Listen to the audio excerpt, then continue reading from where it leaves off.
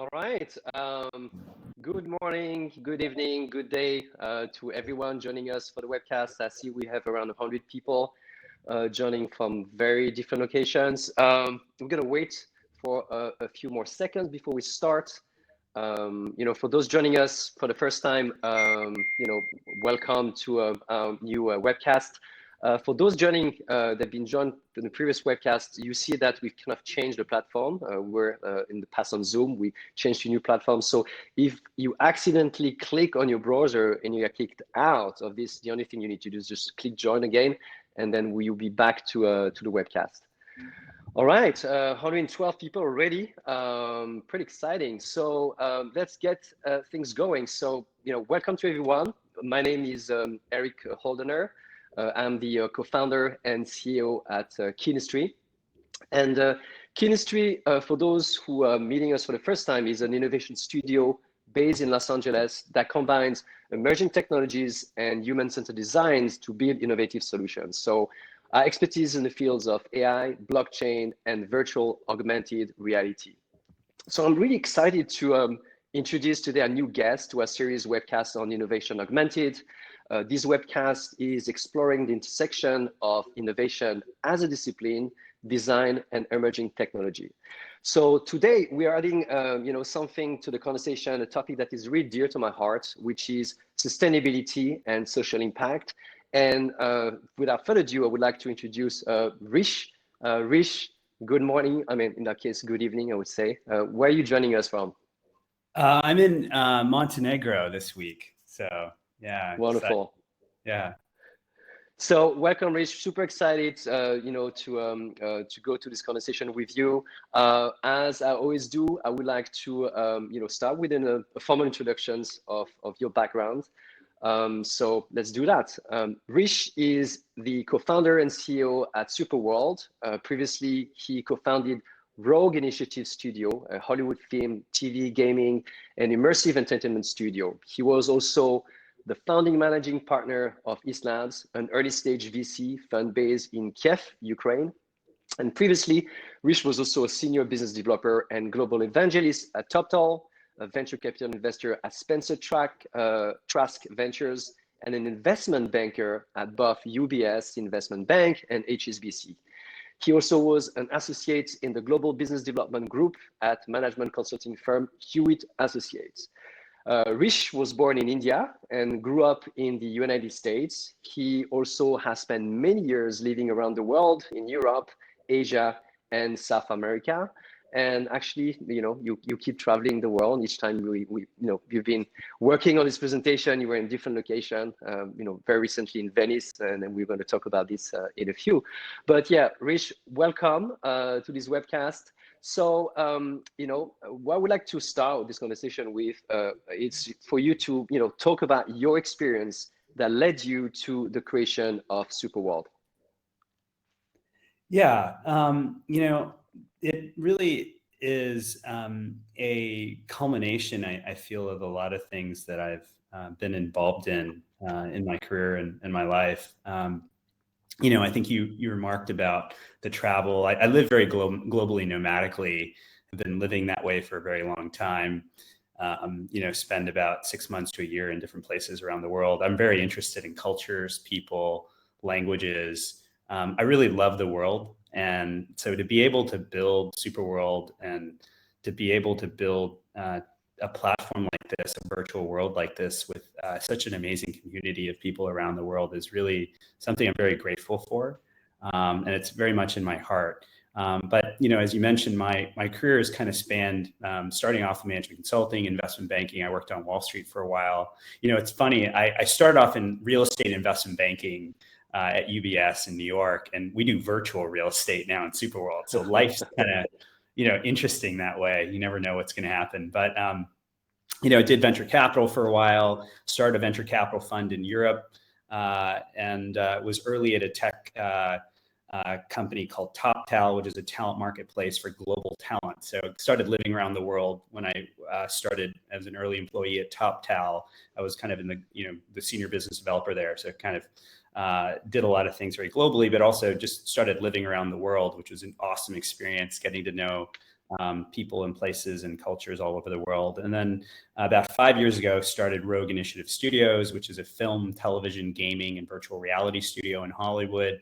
My co-founder produced Call of Duty, Modern Warfare series, and Ghost, the game. And my production partner is Michael Bay, who's known for big action movies like Transformers, The Island, Armageddon. Sure. And so we'd kind of learned, kind of gone through this, the reason of starting that company was that content, whether it's linear, interactive, or immersive, is all becoming one. And you could really create content that goes across platforms. And again, Rogue Initiative is backed by many of the top venture capital investors in the AR and VR space. So I'd come from that space and from that thinking. And when Pokemon Go came out, about 5 years ago or so, I got together with my co-founder, Max Woon, and he and I had worked together on the YouTube platform. So that's how we'd known each other. And we got together and we thought, you know what?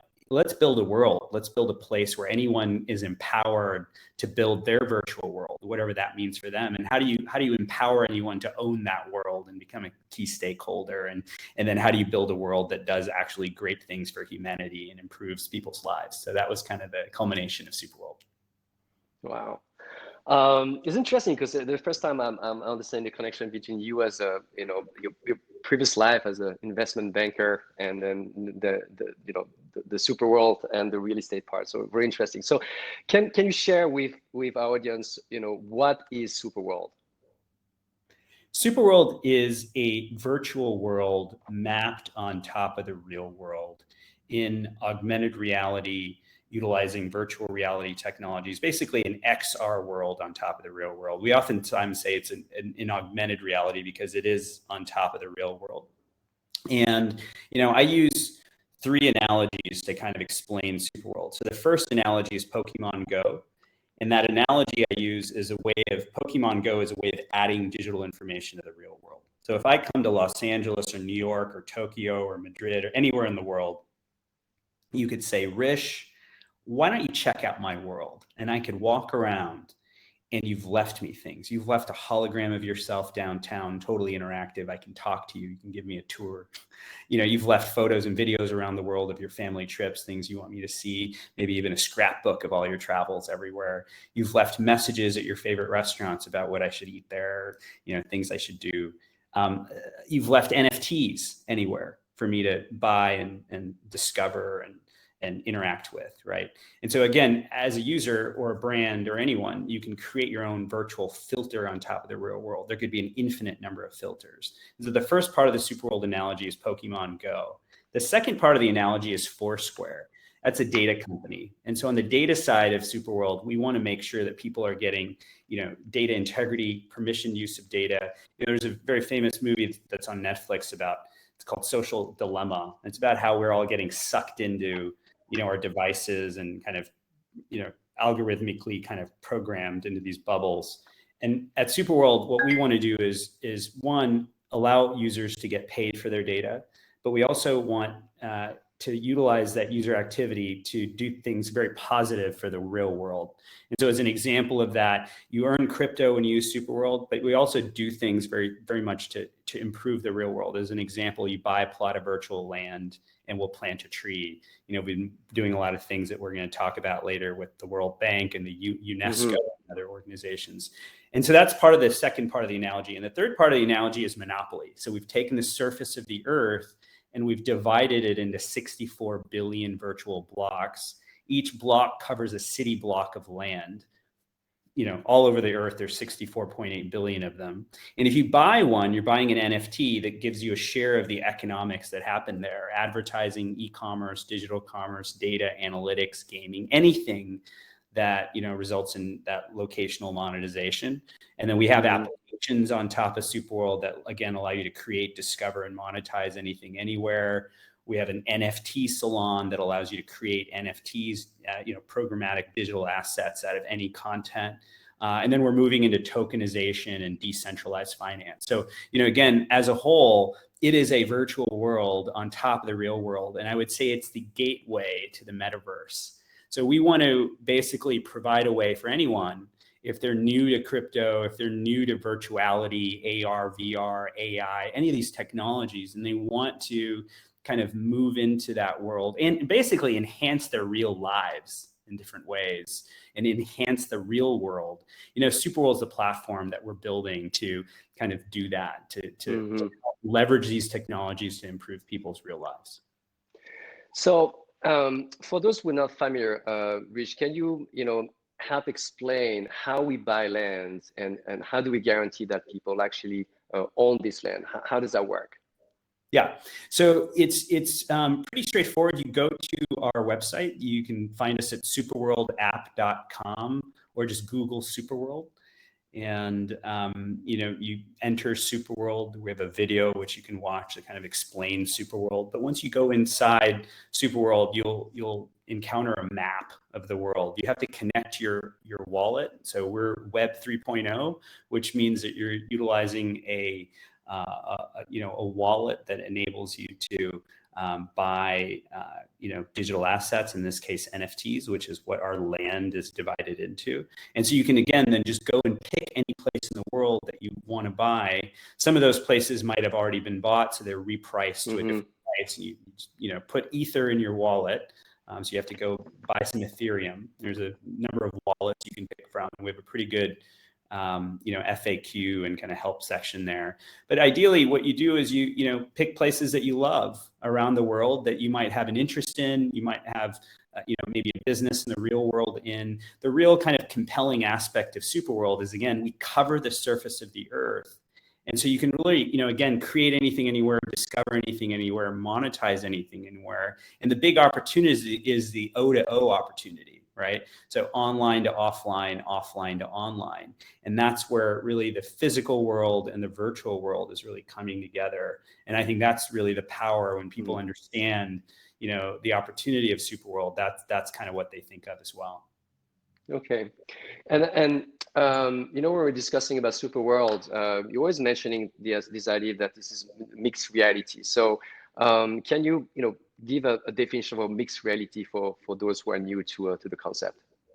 Yeah, sure. So, mixed reality is a way of expressing, information, digital information, and in real world space that has a kind of a connection to real world physical spaces as well. So, again, augmented reality is adding digital information to the real world spaces around us. Virtual reality is completely going to a virtually simulated environment. And a mixed reality is kind of, on that spectrum, kind of in the middle of that spectrum, where you're adding information to real world environments, and that digital information you're adding there, 3D content, interactive content, photos, videos, anything has a kind of connection with that physical world. And so it's a world that we are having this kind of fully immersive computing environment where even the physical world and the virtual world are interacting. Thank you for explaining that. I'd like you to just comment on these beautiful visuals. So can you tell us a little bit more about this project? Yeah, so this is actually just got launched today. It's the first augmented reality yacht that's been made as an NFT. And it was created by our partners, 3 Deluxe. And this is in the Monaco Yacht Show in the harbor there in Monaco. And it is a 3D visualization of a zero emission yacht that they've produced. And, part of the proceeds of that yacht go towards a social cause, which is also something else that we're very focused on, is how can we, in this case, how can we help in terms of marine conservation? How can we, do things where we're partnering with organizations that also want to improve the world? And so this yacht kind of demonstrates a zero emission capability yacht that also will, one day be a place where, I think we can all get educated about the future of marine conservation And the producers of this of the organization that we're supporting also have a movie as well on Netflix that is around the same kind of topic. So we, again, we try to bring a cause. We try to bring NFT technology, AR technology, try to put things right in places in the physical world where people can see them. And so this is an example of kind of one of the latest projects we're doing, which just launched today. Yeah, it's pretty impressive. So basically, it's an NFT of the design of the yacht, and the yacht hasn't been built yet, correct? That's right. Yeah. Okay. Yeah. So let's go back to SuperWorld. It was a good example, and we come back to a few more examples I would like to share, with our audience. SuperWorld 2017 to SuperWorld 2021. Can you tell us a bit how your company has evolved with, that technology is evolving very rapidly. So I'd be curious to see how things are different from 2017. Yeah, so we kind of started off with thinking about what Pokemon Go had done in terms of really creating a compelling experience for people to discover content that they love, in this case Pokemon Go, geographically around the world. And again, a lot of people don't know, but that was one of the fastest growing company in history to hit $1 billion in revenue. And they've, Niantic has continued to do well, and they're doing a lot of very interesting things in the space. And so, really, I think the way it started off was, if we can't build the next Pokemon Go, what if we could build a place where anyone can build, where the next 1,000 Pokemon Goes. And that was kind of the vision, the early vision of SuperWorld, is how do you build a platform that empowers anyone to, similar to Pokemon Go, create content that they love and put that content in places around the world, whether it's a game, whether it's some content related to someone's work, art, music, entertainment, education, you name it, right? And so that's kind of how it started. And then that evolved even further, is how do we kind of bring in crypto and Web 3.0 into that world, enabling anyone who wants to participate as a stakeholder in the world, actually have, ownership of digital assets, be able to create digital assets.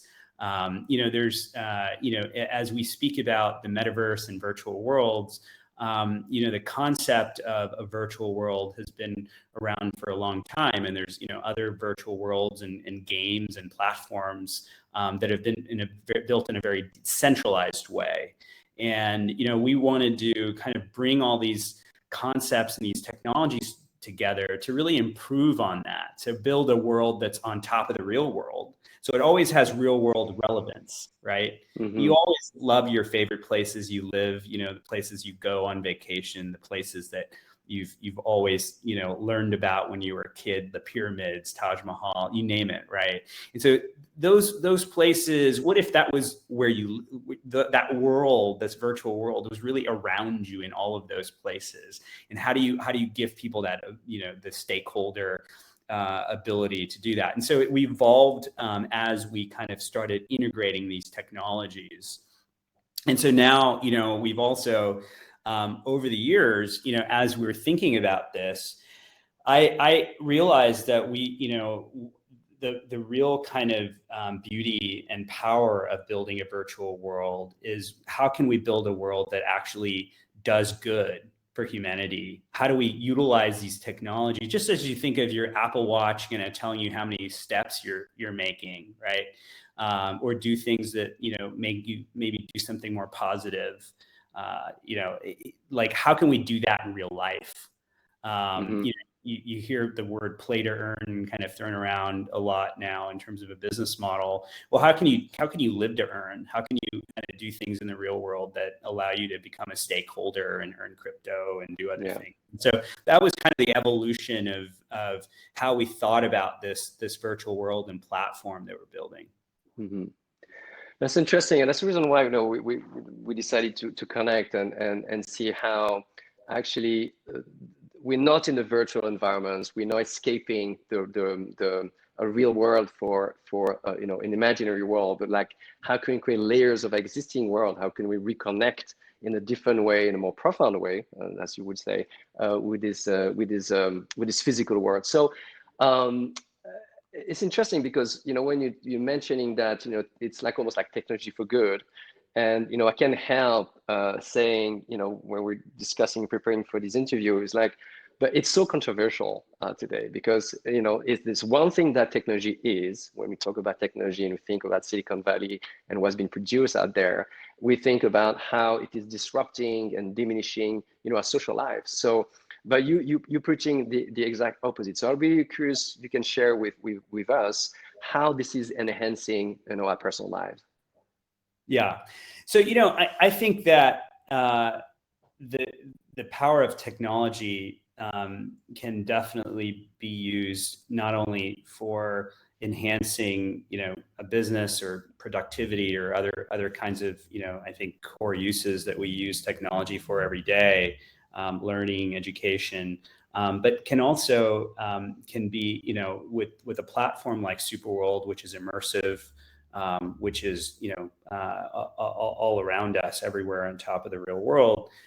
We can, you know, literally in part of that platform, be able to create very inherent tools, features, you know, literal components of the platform that benefit people in their real lives, benefit humanity. So I'll kind of go through some of those. So, you know, as I mentioned, you know, the Social Dilemma was a documentary that I watched a couple of years ago that was really insightful about how, you know, people are kind of, you know, escaping life sometimes by, you know, utilizing social media and kind of not really living their real life. And so again, as you think about, you know, the power of an immersive platform to be able to add context to our real life and be able to live our real physical lives together, but to ameliorate those lives, our lives in that way without, I would say, allowing us to escape. So that's something that we think about a lot. You know, number two is, you know, again, like I said, you know, how can you earn crypto or earn to utilize a platform? You know, can you get paid for your data? Can you elect to, you know, is this permissioned, right? So you're not kind of being, you know, shown things that maybe you don't want to see. You're in control of your world, your environment. You're doing things because you want to do them, not because you're being pulled into doing things, right? So some of these concepts are also very important for enhancing your life. Are you able to measure things that you want to measure? Are you able to do things that are positive in terms of, you know, your own kind of decision making? So again, having the freedom to do that is very important. Again, how do we, you know, build systems in place that allow all of us to have more of a contextual understanding of areas in our life where maybe we can help, maybe we can do things that are positive. You see what we did, and, you know, we'll probably talk about this later today, but, you know, we're partnered with the World Bank in the Caribbean, and, you know, people might not know that they can, you know, do these types of things in the real world to help, you know, Haiti or help, you know, what's happening with hurricane season in the Caribbean. And so again, a lot of times having contextual information on your surroundings, utilizing AR, VR technology, utilizing NFTs where you can, you know, buy digital assets that are, you know, positive to a community and can be programmed to provide capital and funds to those communities even later in time. Those are all very positive things that can happen. At the same time, you know, we are a platform, we are a virtual world that allows people to engage in their own businesses or, you know, create and discover. If they're artists, you know, put that kind of content. So it's kind of like everything you can imagine in your life, really with the goal of how do we do things that are very positive. That's why it's SuperWorld. Okay, and I'd like to talk about the hurricane season and some of the examples, but before we go there, another question is when you're describing this almost like this new economy, new forms of expressions there, and kind of giving agency to, you know, to people to really not only just, you know, share the content with no return, but really, you know, invest the time and energy there so that there's something back in return in terms of, you know, economic value or creating communities, etc. But do you expect SuperWorld, you know, is going to create new forms of employments, of jobs? Yeah. Yeah, definitely. I think that one of the things that we talked about for a while, my co-founder and I, is that as AI and these technologies become more prevalent, the one thing that kind of separates humanity from machines is the ability to be creative. And we're seeing a lot of creativity being spurred by NFTs and even AR, VR, and other of these technologies. And I think that one of the jobs of the future is going to be designing immersive experiences and being able to be a creator. And you're seeing this. I mean, this is not anything relatively new, but the technologies in the immersive world, and because of blockchain, we're able to go direct to consumer. Some people call it passionware technologies that allow you to really kind of build out a business, to be able to be creative. We're seeing this in the play to earn model.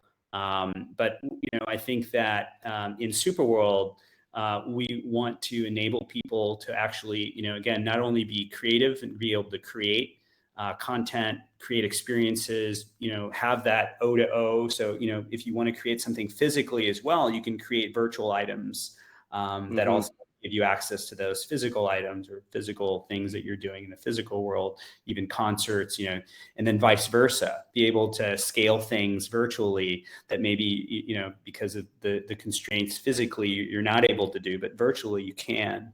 And so there's a lot of options and ways for someone when they enter a platform like SuperWorld, ideally, optimally to build out a life for themselves. And also, again, we see ourselves as the gateway to the metaverse. And so if they want to go into other virtual worlds and get onto other platforms, other games, or play to earn models, we'd want them to be able to do all of that. So that's kind of our mission. Okay, the gateway. That goes back to this idea. Yeah. Can you share on this visual, a little bit about this project? We'd like to know more about this initiative for helping what happens during the disasters of the hurricane season. So. Yes. So we worked with Disaster Fighters, which is a not-for-profit organization, partnered with the World Bank and the Caribbean Disaster Emergency Management Association to build out, with artists, build out a collection of NFTs corresponding to all of the countries in the Caribbean. And then we put those NFTs into those real-world locations in those countries. So, anyone can, go onto the map in SuperWorld, find those NFTs corresponding to a specific country, and be able to buy a commemorative NFT to support hurricane season this year. And again, the artists were involved in that. So you can bring art into something that, maybe, in another way, not as easily expressed or exposed to society. And people, if you can bring creativity and beauty and art, and show people that they can, be part of something, own a digital asset, support a cause, be able to see it in augmented reality and virtual reality. And again, that was kind of the goal. And we had, the support of some amazing organizations in the World Bank and the CDEMA. And, it was awesome. We have like ambassadors of countries that were literally promoting NFTs on their LinkedIn profiles and changing their profile pictures to be, whatever NFTs they bought of that country or promoting of that country. And so again, I think this is just the beginning of something that's possible. But again, how do you provide the information for people to be able to act if there's some, if there's their own community or something they really believe in, these technologies can really enable that. What about this? Yeah, so this is describes the FLINT Water Festival that we were involved with, where we created what was called the Digital Sea. which is a kind of an art walk for FLINT, utilizing NFTs. And so we put NFTs literally, on a path there that people could walk and see NFTs and purchase NFTs. And again, this was actually the first thing we did when we kind of started our NFT salon, which recently launched in closed beta, and now it's in open beta. And again, this was the idea of how do we create an augmented reality NFT art walk in a location. And it kind of allowed people in that area to walk around, look at NFTs, and really experience the artwork, as well as anyone anywhere in the world, even if they're not in Flint, Michigan, be able to experience the artwork in augmented reality. Another part of the beauty of the platform is you don't have to actually be somewhere physically. You can experience anything, anywhere, from anywhere, discoverable from anywhere as well. It's wonderful. Love this project. It's so interesting. I mean, how we can actually create social impact and environmental impact through these initiatives. I mean, it looks like you're very mission driven, in what SuperWorld is about. So as you're gonna expand more and more, how do you ensure that whoever participates on this platform is kind of aligned with your mission, your purpose? Well, first of all, so, the first part of the analogy of SuperWorld that I talked about is Pokemon Go, where anyone can put anything anywhere. And so, again, there's an infinite number of filters on the real world, right? So if I'm really into sports, I can, again, my world could all be about sports, right? If I'm really into music, my world could be about music. Obviously, it could be about lots of things, right? And so again, it's not like you have to use SuperWorld if you're supporting a social mission necessarily, but as a whole, again, we are a virtual world that covers the real world. And, there's all these capabilities of these technologies, and the capabilities fortunately allow us to do things that can't happen in the physical world. Oftentimes, I mean, it was interesting. I was talking to some colleagues that are involved in climate change and NFTs. In the space of climate change, we were talking about NFTs and SuperWorld and the technology. And the thing that really struck me is my colleague I was speaking to. He was like, what the beauty of this is you don't have to worry about, a lot of the local politics or the national boundaries of the world, and you can really do anything anywhere. And the benefit of that is that you can really kind of create things like we're doing something in the Amazon, and very soon with some indigenous tribes, and try to highlight some of the reforestation. Yeah. And other things. And I'd like to see whether we can share that video. I guess we have one video on that. Yeah. Let me see here.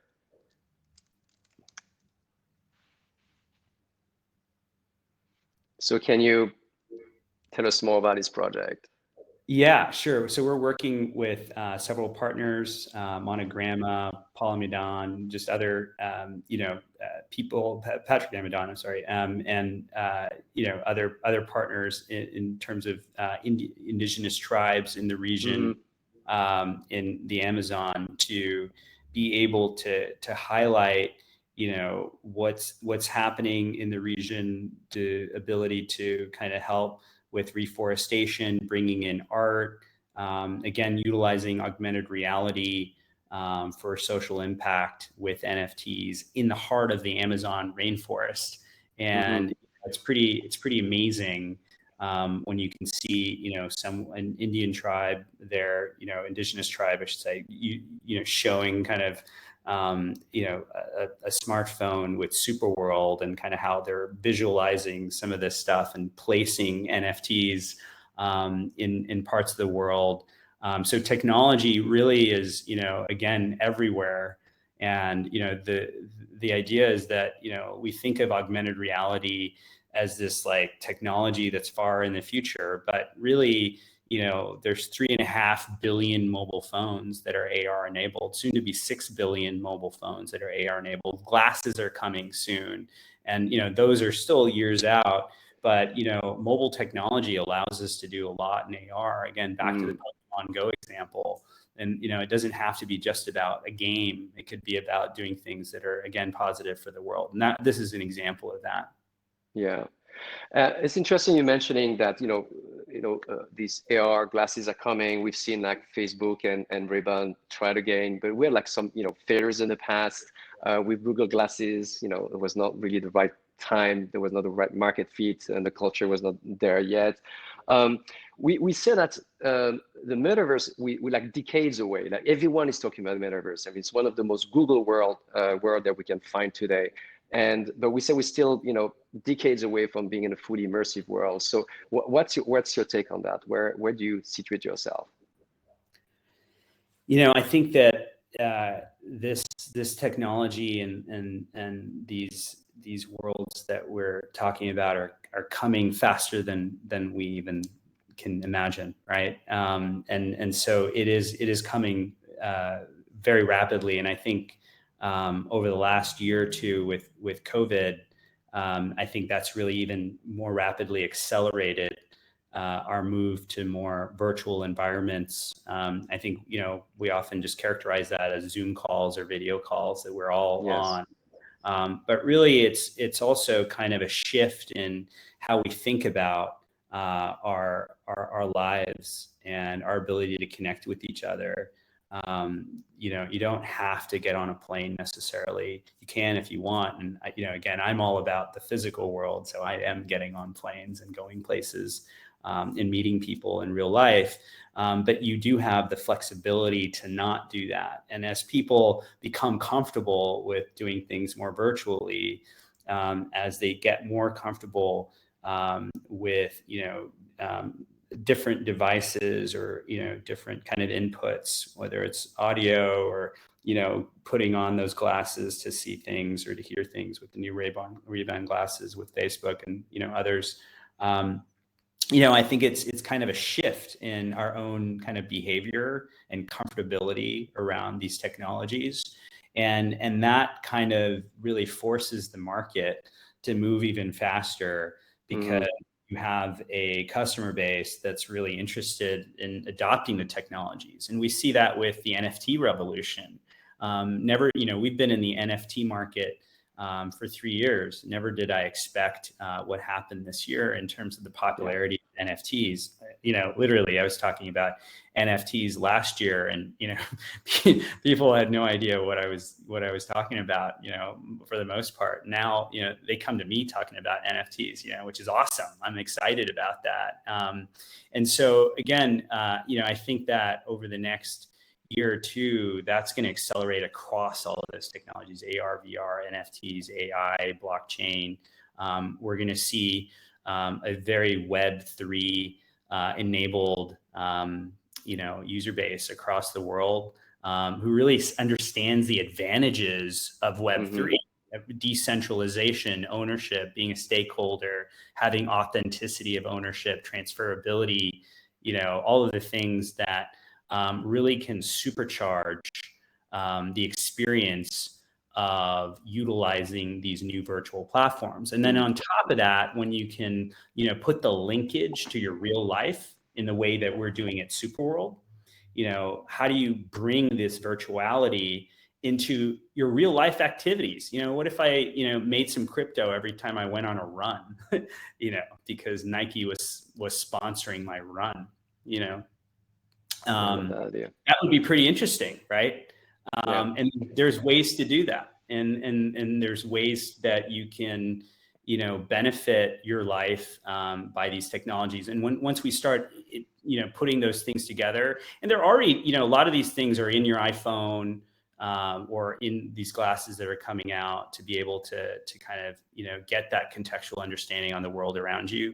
And as we become stakeholders in those platforms and really benefit from them is when that moves even faster. And I think that's going to be kind of the impetus for those technologies to come to us faster, as people are going to understand the value of of how this is, beneficial. And that's kind of what we're focused on, again, is how is it beneficial to our real lives in the real world. Yeah, it's interesting because I've seen some of the comments, where we're talking about kind of the digital divide and some questions about accessibility, and the same conversation we had with your very dear friend Krista Kim. We were talking about this is, how we can use technology to beautify the world and our physical world. Okay, but going back to SuperWorld, how, and that's thanks for sharing this. That's one of the artwork from Krista here. But how do we make this accessible to everyone? Because if you understand, how SuperWorld works, you will have to buy land. I mean, if you won't have ownership there. Are we already in a place where this is almost non-accessible from an economic standpoint? Well, first of all, in SuperWorld, every plot of land is 0.1 Ether currently. And so we've tried to price it at, 0.1, which is kind of the base price of anything that's unpurchased. Okay. And partly we want to make sure it's accessible to people. So anyone can go, anywhere and buy a plot of land if it's unpurchased for 0.1 Ether. And then it's an NFT, so you can reprice it to whatever you want. And then you're and so, there's people who, love sports stadiums, love downtowns, love, historical places. So really, I always say that everyone has a favorite place. Everyone has a special place. So again, we'll try to make that as accessible as possible. To be clear, you don't have to buy land in SuperWorld if you don't want to, right? That's if you want to become a key stakeholder in the platform. You can create anything you want in SuperWorld for free utilizing our mobile application. You can even lazy mint NFTs for free on our website, right? So you don't have to pay to mint an NFT. You can create digital assets, and the buyers would pay the minting fee of that. So we want to make sure that anyone can utilize SuperWorld to create, discover, monetize anything, anywhere. And we're also really into diversity. I mean, we're a world, we cover the world. I love the world. I love people. Even our team is like, I don't know the exact stat, but it's something like, there's like people from like 30 nationalities on our team from around the world so far. And I think half of our team is it's like half women, half guys. It's like 50-50, the whole team.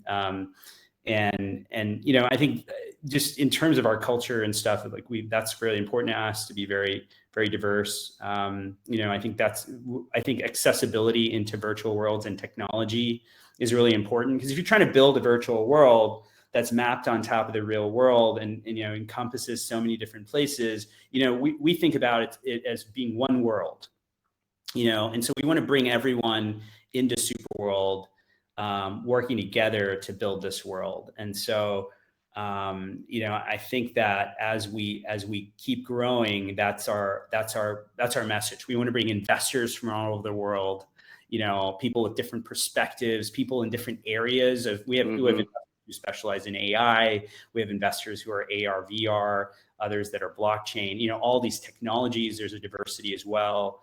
And so again, you have to be as diverse as the world to build a really strong world. We see a lot of worlds out there that are very niche communities, right? And again, if we're going to be the gateway to all of these virtual worlds, we need to make sure that we're capturing, and understanding what our, super citizens all over the world want us to build. What are they interested in? What are they excited about? Why do they want to be in SuperWorld? And so back to your question, I think we want to make it as accessible as possible to understand those questions. Thank you, Hrish. And it goes back also to the conversation we had about how we invite organizations and brands in SuperWorld. And as you know, that's the work that we do at Chemistry. And it's interesting because for the last year, and after the post-pandemic, we've seen a massive accelerations of companies that were like tipping the toes on moving into this new space. And then 2021 is like we cannot keep up with the demand. Like all these companies trying to figure out how do we play? How do we have a place there in this immersive environment in the metaverse? And how do we actually produce NFTs in a way that is not just something that that comes and goes? So my question to you is like, how do we invite those brands to join SuperWorld? What's the thinking? What would be the approach for them? Yeah, I think that the way that we think about inviting in brands and stakeholders into SuperWorld is, again, we're building a way for them to have very native experiences in contextual environments that are important to them. I think that, as we think about a customer and how they interact with the brand, I think we all have brands that we love, that we engage with because we really enjoy, what the brand stands for, the quality of the product, just a lot of different things. And there's a lot of brands that come to mind. And, I think that as we build out SuperWorld, the opportunity for a brand to, again, have a very permission-based experience with those customers, to be able to build, experiences that are native to real-world environments, utilizing AR and VR and interactivity and NFTs, which give, again, consumers the opportunity to become key stakeholders in some of that content creation. And so you kind of create a way for brands to have a very strong, permissioned experience and engagement with customers that was impossible before, right? But now you can be in someone's home, right on their coffee table, and be able to show a customer something about your brand that really, is magical and amazes them, and allows them to see this really compelling experience. And at the same time, back to bettering the world and doing social good, in a platform like SuperWorld, brands can also demonstrate how they are, improving the environment around them. It's not in just some annual report, that you might read at the end of some kind of financial statement, but it's actually able to be seen in real world environments, to be able to be shown in a brand's world. Hey, this is what we're doing for the world. This is how we're making impact in your community. And these are also, other awesome ways that you can experience our brand. And this is kind of, a way of kind of living the brand, right? Yeah. And so that's kind of what we want to do in terms of SuperWorld, and bringing in brands into people's real lives in a way that allows them to, again, completely engage and love that experience. That's fascinating. I love this idea, and the fact that you have the ability on by sitting here to see exactly and immerse yourself like in the Amazon, to see what's the real impact of a project that's been sponsored by an organization. So it's pretty fascinating. Hrish, we are 48 minutes. I would like to give some time for the questions that were pulled here. So I'm going back here. There's a few questions that came. Actually, one was around the conversation we had on actually the resource intensity of NFTs and crypto. It keeps coming again and again. So what's your take on that? How do we circumvent this challenge? Say it again. The resource intensiveness of minting NFTs and using crypto in your environment.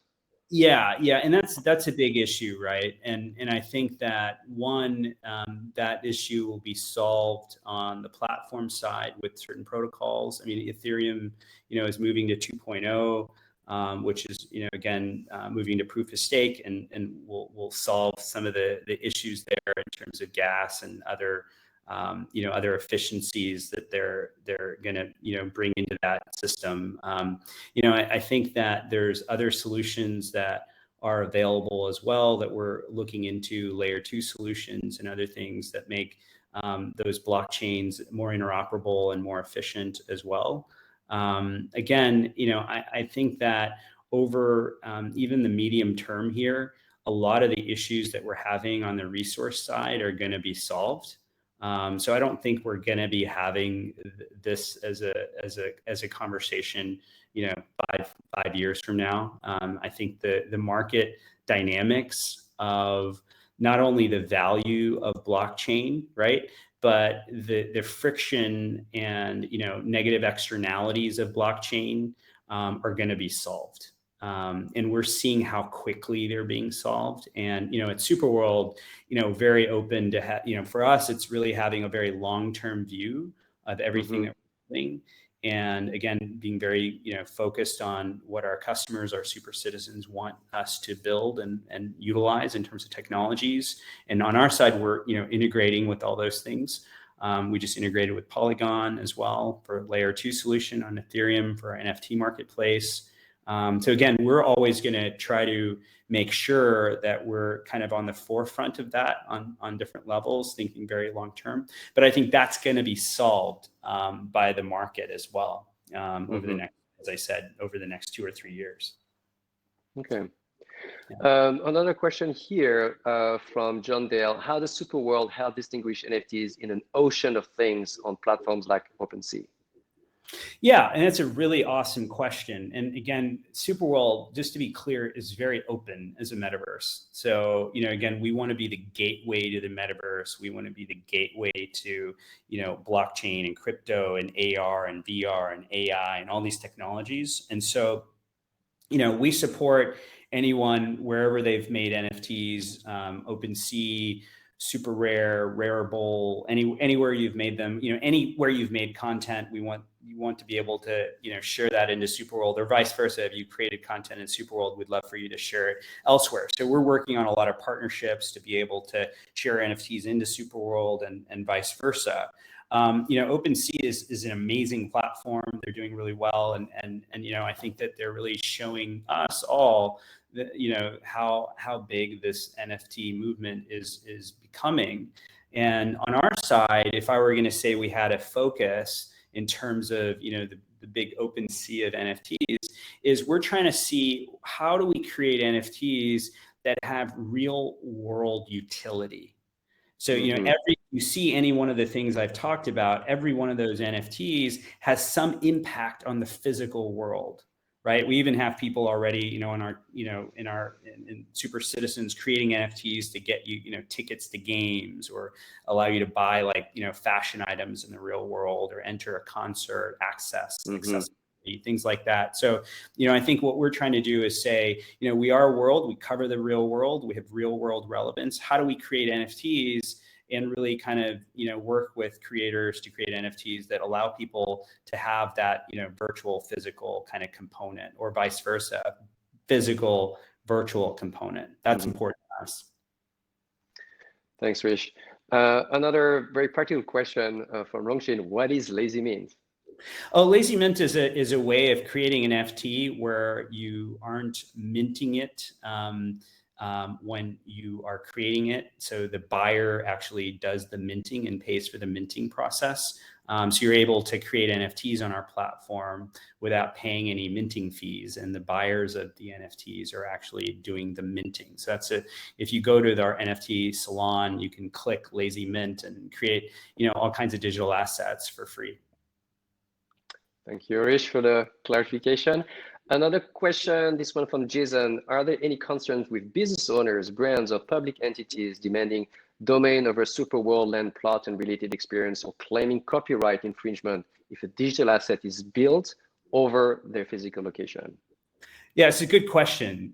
We get this a lot. So to be clear, in SuperWorld's a virtual world covering planet Earth. We've divided the surface of the Earth into 64 billion plots of virtual land, demarcated by longitude and latitude, right? 0.1 longitude, 0.1 latitude, 100 meters by 100 meters square. And so when you buy virtual land in SuperWorld, you're buying virtual land of the SuperWorld platform encompassing the real world.